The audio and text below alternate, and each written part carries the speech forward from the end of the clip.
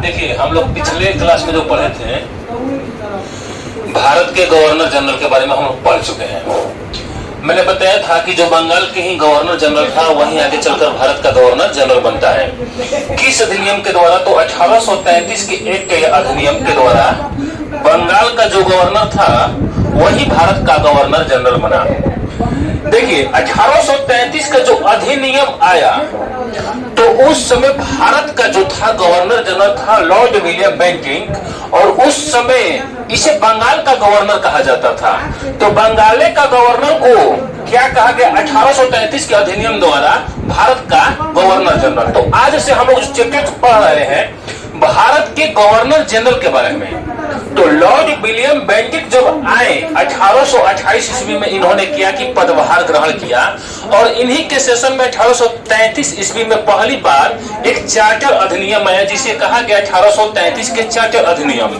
और इसी के द्वारा कहा गया कि जो बंगाल का गवर्नर जनरल है वह अब भारत का गवर्नर जनरल कहलाएगा। इसने आते आते सबसे पहले एक महत्वपूर्ण कार्य किया।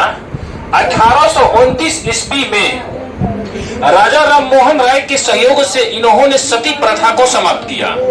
इसके बाद 1830 ईस्वी में इन्होंने कर्नल स्लीमैन के सहयोग से ठगी प्रथा को समाप्त किया, जो ठग मां काली की पूजा करते थे। इसके बाद इन्होंने शिशु बालिका की हत्या पर प्रतिबंध लगाया लॉर्ड विलियम बेंटिक ने। इनको भारत का उदारवादी सम्राट भी कहा जाता है क्योंकि इन्होंने भारत के लिए कुछ कल्याण का कार्य किया। अब अगला जो गवर्नर होते हैं चार्ल्स मेटकॉफ। चार्ल्स मेटकॉफ को भारतीय प्रेस का मुक्तिदाता कहा जाता है। क्यों कहा जाता है? क्योंकि पहले प्रेस पर बहुत सारे प्रतिबंध लगे होते थे। इन्हें कुछ भी अगर प्रेस में छापना होता था तो इसके लिए सेंसर का सामना करना होता था। इसके बाद उनको गवर्नर जनरल या ऑफिसर को दिखाना पड़ता था कि कल के पेपर में हमारा ये प्रिंट होगा, ये मैटर प्रिंट किया जाएगा। लेकिन जब चार्ल्स मेटकॉफ अपने 1 वर्ष के शासन में आता है तो यह क्या करता है कि पहले प्रेस पर लगे सारे प्रतिबंधों को हटा देता है। अब जब प्रतिबंध हटाया तो इसीलिए चार्ल्स मेटकॉफ को भारतीय प्रेस का मुक्तिदाता कहा जाता है। यहां से एक क्वेश्चन यही बनेगा। अगला गवर्नर जो आते हैं लॉर्ड एलिनबरो। लॉर्ड एलिनबरो क्या करते हैं कि 1843 ईस्वी में सिंध, जो कि पाकिस्तान के क्षेत्र में अभी है, सिंध को ब्रिटिश साम्राज्य में मिला देते हैं। ब्रिटिश साम्राज्य का मतलब उस समय जो अंग्रेजों का शासन चल रहा था, तो अंग्रेजी साम्राज्य में मिलाने का कार्य अगर सिंध को किया तो लॉर्ड एलिनबरो ने। कब किया? तो 1843 ईस्वी में। इसके बाद इसने एक महत्वपूर्ण कार्य किया। 1843 ईस्वी में दास प्रथा का अंत कर दिया। अब देखिए, 1833 के चार्टर एक्ट में कहा गया कि भारत से अब दास प्रथा हट जाएगी, गुलामी प्रथा हटेगी। कानून बन गया, लेकिन वह कानून 1833 में बना लेकिन फॉलो नहीं हुआ और पूर्ण रूप से भारत से गुलामी या दास प्रथा समाप्त नहीं हुआ। लेकिन जब लॉर्ड एलिनबरो अपने शासन में आते हैं तो इन्होंने दास प्रथा का अंत कर दिया या दास प्रथा का उन्मूलन कर दिया। तो एक क्वेश्चन यहां से बनेगा कि दास प्रथा का उन्मूलन किस अधिनियम द्वारा हुआ? तो 1833 के अधिनियम द्वारा। लेकिन दास प्रथा का उन्मूलन किस गवर्नर के शासन में हुआ? तो लॉर्ड एलिनबरो के शासन में और 1843 ईस्वी में। यहां तक क्लियर हो गया? समझ में रहा?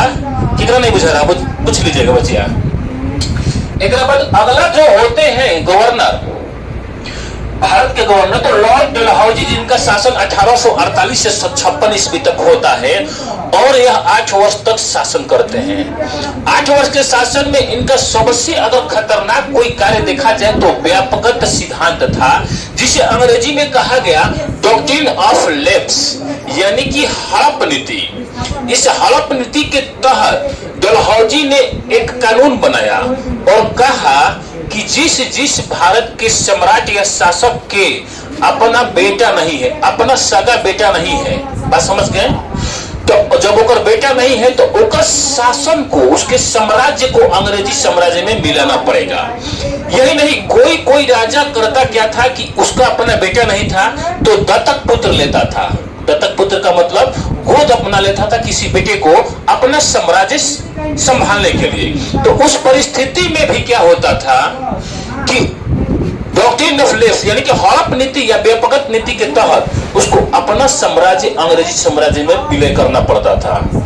और इस नीति के तहत जबरदस्ती किसी भी साम्राज्य को अंग्रेजी साम्राज्य में लॉर्ड डलहौजी के द्वारा मिला दिया जाता था।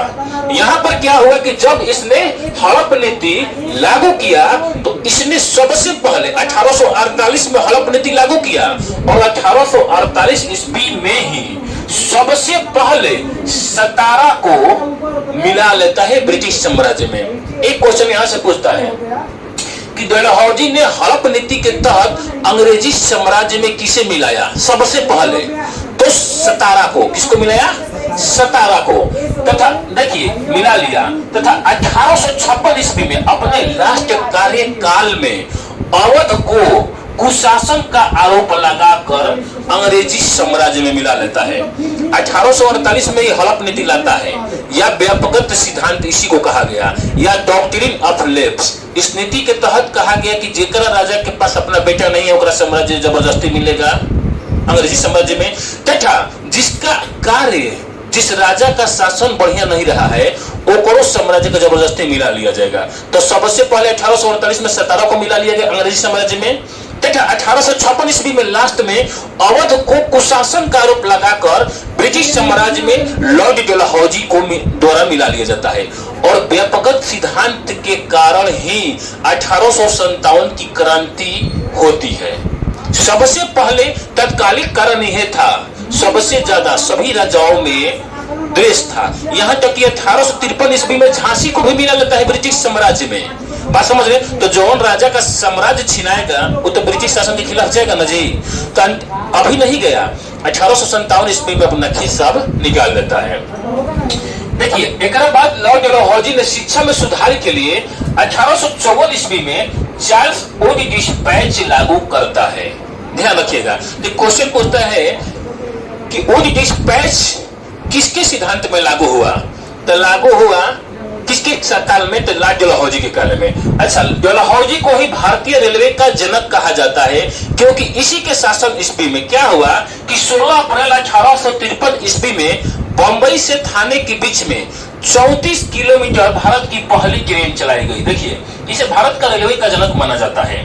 इसके शासन में 16 अप्रैल 1853 ईस्वी में बंबई से थाने के बीच में जो कि 34 किलोमीटर की दूरी कहलाती थी पहली बार रेल चलाया गया। तो डलहौजी ने कुछ विकासात्मक कार्य भी किया और कुछ विध्वंसात्मक भी कार्य किया, यानी कि भारत में कुछ विकास कार्य हुआ रेल के द्वारा, लेकिन इसने विध्वंस क्या उत्पन्न किया कि जबरदस्ती किसी साम्राज्य को ब्रिटिश में मिला देता था। आगे चलकर इसने शिमला को ग्रीष्मकालीन राजधानी बनाया। एक क्वेश्चन पूछता है कि किस गवर्नर ने शिमला को ग्रीष्मकालीन राजधानी बनाया? तो लॉर्ड डलहौजी ने, क्योंकि शिमला में ठंडा पड़ता है। अंग्रेज लोग हमेशा ठंडे के मौसम में रहना पसंद करते थे क्योंकि यूरोप में ठंडा हमेशा पड़ता है। अब ये जब कलकत्ता में रहा करते थे, कलकत्ता में गर्मी पड़ती थी क्योंकि भारत के पूर्व क्षेत्र में पड़ता है। अब इस कारण इसने शिमला को क्या किया कि भारत का ग्रीष्मकालीन राजधानी बनाया, यानी कि गर्मी के दिन में राजधानी का सारा कार्य शिमला से होगा। आगे चलकर के 1854 ईस्वी में इसने डाक टिकट का प्रचलन किया। मैंने भारत में पहली बार जो डाक टिकट का प्रचलन स्टार्ट किया गया डलहौजी के द्वारा, कब किया गया? 1854 ईस्वी में। अगला सेशन आते हैं लॉर्ड कैनिंग 1856 से 62 ईस्वी के बीच में। देखिए लॉर्ड डलहौजी को भारत का अंतिम गवर्नर जनरल कहा जाता है, ठीक है ना। भारत का अंतिम गवर्नर जनरल कहलाएगा लॉर्ड डलहौजी और भारत का कैनिंग को, और भारत का प्रथम वायसराय लॉर्ड कैनिंग को कहा जाता है। क्यों? क्योंकि भारत में पहली बार अंग्रेजों के द्वारा 1858 का भारत शासन अधिनियम लाया गया और 1858 के अधिनियम द्वारा भारत शासन अधिनियम में कहा गया कि जो भारत का गवर्नर जनरल है अब उसका पद समाप्त हो जाएगा और पद समाप्त होने के साथ ही अब वह भारत का वायसराय कहलाएगा। उसके अधिकारों को छीन लिया गया गवर्नर जनरल को। बात समझ रहे हैं? और 1858 के भारत शासन अधिनियम द्वारा ही भारत में वायसराय पद का सृजन किया गया तथा भारत में एक राज्य सचिव का पद भी बनाया गया। राज्य सचिव ब्रिटेन में रहकर भारत का कार्यभार संभालता था और वायसराय कोलकाता में बैठकर भारत का शासन संभालना पड़ता था। पहले गवर्नर जनरल अपनी सारी खबर खोज जो दिया करते थे महारानी एलिजाबेथ को। लेकिन राज्य सचिव का पद गठन होने के बाद कहा गया कि अब जो अपना सारा ब्यौरा और सारा रिपोर्ट अगर शेयर करना होगा गवर्नर जनरल को, वायसराय को, तो वह अब एलिजाबेथ को नहीं देगा, भारत के राज्य सचिव को देगा। और भारत का राज्य सचिव देगा किसको? महारानी एलिजाबेथ को। तो यहाँ पर किया गया है कि यह कंपनी द्वारा नियुक्त, माने कि ईस्ट इंडिया कंपनी द्वारा नियुक्त भारत का अंतिम गवर्नर जनरल था लॉर्ड कैनिंग, तथा ब्रिटिश सम्राट द्वारा नियुक्त भारत का प्रथम वायसराय था। ये तक समझ में आ रहा? ठीक। अब आगे कहा गया है कि 1858 के भारत शासन अधिनियम द्वारा ही गवर्नर जनरल के पद को समाप्त कर दिया तथा वायसराय के पद का सृजन किया गया। इसके साथ साथ भारत के राज्य सचिव पद का भी सृजन किया गया। अभी जस्ट बताएं तो यहां से क्या होता है, 1858 का भारत शासन अधिनियम क्यों लाया गया? क्योंकि जो डलहौजी ने गलतियां कर बैठा था उसके प्रति राजाओं में आक्रोश था और लॉर्ड कैनिंग इसका फल भुगतता है। क्योंकि लॉर्ड कैनिंग के समय में ही 1857 की महान क्रांति होती है। तो यही भी क्वेश्चन पूछता है कि 1857 की क्रांति इसी के समय में हुई तथा इस क्रांति के बाद 1858 का एक्ट आया तो भारत का शासन कंपनी के हाथों से सीधे ब्रिटिश क्राउन के पास चला गया। क्यों हुआ? इसके शासन में तो 1857 की क्रांति हो गई। तो क्वेश्चन पूछता है कि 1857 की क्रांति के समय भारत का गवर्नर कौन था? Lord Canning. अब क्या हुआ यहाँ पर कि जब 1857 की क्रांति हो गई तो महारानी एलिजाबेथ ने कैनिंग से कहा कि अब आपके बस में शासन संभालना है नहीं, ठीक ना? क्योंकि आपने पुलिस विद्रोह उस समय हुआ था बहुत भारी मात्रा में जब 1857 की क्रांति हुई थी। इसी कारण क्या किया गया कि 1857 की क्रांति के द्वारा सबसे पहले कहा गया कि जो कंपनी भारत में शासन कर रही थी उसके हाथों से शासन छीन लिया गया और यह शासन सीधे यहां से ब्रिटिश क्राउन के पास चला गया।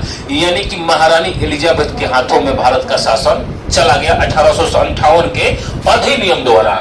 और 1858 के अधिनियम द्वारा ही क्या गया, एक और महत्वपूर्ण कार्य किया गया। वह कार्य था मुगल सम्राट के पद को समाप्त करना। तो क्वेश्चन हमेशा पूछता है कि मुगल सम्राट के पद को किस अधिनियम द्वारा समाप्त किया गया? तो 1858 के भारत शासन अधिनियम द्वारा। क्योंकि 1857 ईस्वी में भारत का अंतिम मुगल बादशाह जो था बहादुर शाह जफर था और उसी को अंग्रेजों ने 1857 की क्रांति में भाग लेने के कारण रंगून भेज दिया और वह अंतिम गवर्नर क्या हुआ कि बादशाह माने मुगल सम्राट साबित हुआ। जब वो रंगून चला गया तो वहीं पर उसकी मौत हो जाती है। और इसी अधिनियम द्वारा 1858 के अधिनियम द्वारा मुगल सम्राट के पद को समाप्त कर दिया जाता है। आगे के इसने 1858 ईस्वी में विधवा पुनर्विवाह एक्ट चलाया कि लॉर्ड कैनिंग क्या करता है कि 1858 ईस्वी में 1856 ईस्वी में 1856 में विधवा पुनर्विवाह अधिनियम लाता है। इस विधवा पुनर्विवाह में क्या कहा गया कि जिस महिला की पति अगर एक्सपायर कर गया तो पहले हमारे समाज में इतनी कुरीतियां थी कि अगर विधवा शादी कर लेती थी तो उसको समाज से निष्कासित कर दिया जाता था। बात समझ गए? लेकिन 1856 में जब कैनिंग क्या करता है कि विधवा पुनर्विवाह लाता है तो उस समय क्या हुआ कि ईश्वर चंद्र विद्यासागर अपने सेशन में चल रहे थे एक्टिव बंगाल में। उन्होंने पहली बार 1856 में ही एक विधवा का विवाह एक पुरुष से करा दिया। इसके बाद लॉर्ड कैनिंग के समय में ही 1861 में एक उच्च न्यायालय अधिनियम लाया गया और इस उच्च न्यायालय अधिनियम द्वारा कलकत्ता, बंबई और मद्रास में एकक हाई कोर्ट खोला गया। भारत में सबसे पहले उच्च न्यायालय का गठन 3 जगह हुआ, कलकत्ता, मुंबई और मद्रास, जिसमें सबसे पहले कोलकाता वाला बनकर तैयार होता है। इसके बाद इसी उच्च न्यायालय अधिनियम द्वारा जो 1774 में सुप्रीम कोर्ट बनाया गया था कोलकाता में, उसको रद्द कर दिया जाता है। बात समझ रहे हैं? 1773 के रेगुलेटिंग एक्ट में जो कोलकाता में एक सुप्रीम कोर्ट बनता है उसको इसी 1861 के हाई कोर्ट अधिनियम द्वारा कैंसिल कर दिया जाता है। और भारत में 1861 में जब एक उच्च न्यायालय का अधिनियम आता है तो कोलकाता, बंबई और मद्रास में एक हाई कोर्ट खुल जाता है। अच्छा, इसने व्यापक सिद्धांत को समाप्त किया। किसने? लॉर्ड कैनिंग ने। अच्छा, व्यापक सिद्धांत लाया था लॉर्ड डलहौजी, लेकिन व्यापक सिद्धांत को समाप्त किया लॉर्ड कैनिंग। अच्छा, व्यापक सिद्धांत, अरे ये ना हड़प नीति अभी जस्ट हम समझाएं, डॉक्ट्रिन ऑफ लेव्स, इसको समाप्त कर दिया गया। मैंने जबरदस्ती शासन में मिला लिया जाता था किसी भी राजा के शासन को, ठीक ना।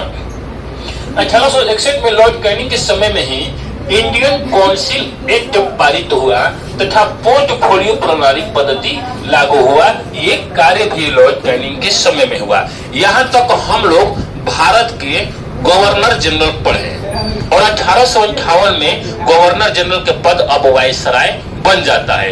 तो नेक्स्ट पढ़ाई हम लोगों का जो होगा वायसराय से स्टार्ट होगा कैनिंग के बाद, क्योंकि कैनिंग भारत का अंतिम गवर्नर जनरल साबित होता है तथा भारत का प्रथम वायसराय होता है। इतना कर दीजिए।